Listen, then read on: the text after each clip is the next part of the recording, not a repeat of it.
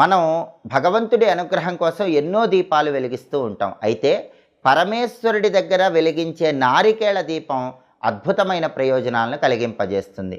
కార్తీక మాసంలో వచ్చే ఏ సోమవారం అయినా సరే ఈశ్వరుడి దగ్గర నారికేళ దీపాన్ని వెలిగిస్తే లక్ష్మీ కటాక్షం కలుగుతుంది, శివానుగ్రహం కలుగుతుంది.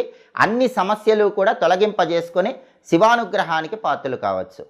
కార్తీక మాసంలో వచ్చే సోమవారం వీలు కాని పక్షంలో ఏ నెలలోనైనా సరే సోమవారం పూట సాయంకాలం ప్రదోష సమయంలో ఈశ్వరుడి దగ్గర నారికేళ దీపాన్ని వెలిగిస్తే ఆ గృహంలో శివుడు ఆనంద తాండవం చేసి అష్టైశ్వర్యాలు భోగభాగ్యాలను కలిగింపజేస్తాడు.